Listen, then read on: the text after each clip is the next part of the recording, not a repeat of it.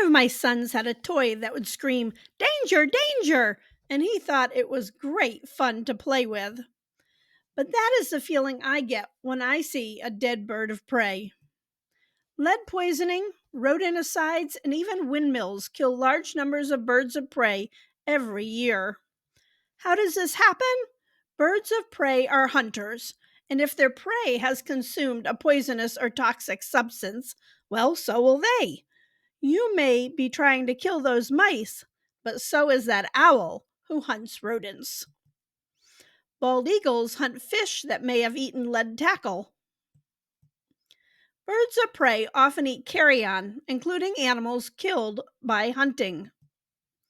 So the problem is whatever is in that prey's body gets ingested by the bird. Some things like rat poisons work quickly. Others, like lead, bioaccumulate in the body over time. Poisons are increasingly easy to buy in stores and have been widely accepted as a solution to controlling rodents. However, studies that monitor barn owl carcasses have shown a sharp increase in deaths due to rat poisons. Rat or mouse poisons are anti-collusions and work by thinning the animal's blood, and they die slowly over several days. Their movements slow down and they become easy prey for a predator such as an owl. Rat poison affects many species and even your family cat, but for now, we are focusing on owls. One study showed that over 70% of northern spotted owls and 40% of barred owls in California are contaminated with rodenticides. New York studies have shown an increasing amount of pesticides, brodifacoum and diphthylline, in barn owls. And I know I said those properly or improperly, but you can see the words on the screen since I can't say them.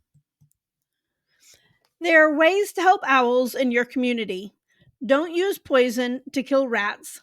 You can also enlist owls by providing nesting boxes. Leave old trees standing that provide natural nest cavities. Both bald and golden eagles, on the other hand, often eat larger prey, including carrion. When a deer is shot by a hunter, a lead bullet shatters and sprays lead as it travels through the body. Hunters are encouraged to field dress animals that are shot before moving them. This means they cut open the abdominal region and remove the organs. This is done to cool the body and lessen bacteria growth. When the hunter leaves the organs exposed, animals such as eagles move in to eat the meat, which may include lead fragments. In the x-ray on the left, you can see fragments built up in the bird's body. Lead poisoning is the number one cause of eagle deaths. A national study done in 2022 found 33% of eagles had acute lead poisoning. According to the Bird Conservancy, 16 million birds of all species die from lead poisoning each year. If you hunt, you need to switch to copper ammunition. Copper does not shatter and release harmful fragments. If you don't hunt, get the word out and encourage non-lead ammunition because it's a step in the right direction.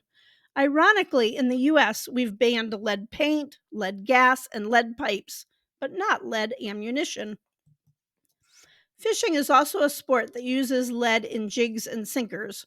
Probably why my grandfather used to say to never bite down on a sinker to close it. Lead tackle not only pollutes the waters, but it harms fish and birds who ingest it. Bald eagles in particular feed on fish and swallow the lead that is in the fish's body. Like with ammunition, there are alternatives. Tungsten is a popular alternative to lead that doesn't pollute waters or poison the bird's body. Many states have passed legislation that bans lead ammunition and or fishing tackle, especially in public parks or state wildlife areas. Find out what the laws are in your community and work to improve our ecosystems and the lives of birds of prey. So the last thing I want to talk about is windmills. This is a sore subject for me.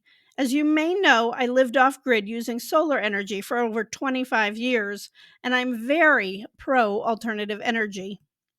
Windmills are often placed in hilly areas to take advantage of wind gusts. This can be perilous to birds of prey because they soar using the same wind gusts that are sought to turn the turbines.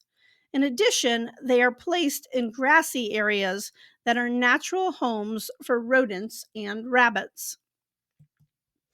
Both bald and golden eagles have a blind spot near the tops of their heads that hinders the bird's ability to see a wind turbine ahead of them if they are looking downward trying to spot a rabbit or mouse in the grass. Sadly, the government allows a quote unquote certain number of eagle deaths by windmills. It is a complex issue since wind energy is less polluting than fossil fuels. However, there are things we can do. Deterrents have been used to keep eagles away from wind farms, but so far they have not been successful. The University of Minnesota is working on a study to test the auditory range of eagles and hawks so that warning sounds can be used to alert them. One thing we can all do is encourage youth to learn more about birds and support youth birding opportunities. This has been a drop in the bucket of just a few ways that we humans can work to protect birds of prey. I hope you take some time to learn more about these majestic birds in your location. I have a number of videos on owls, hawks, and eagles where you can learn more about a specific species. Thanks for watching and have a fabulous day.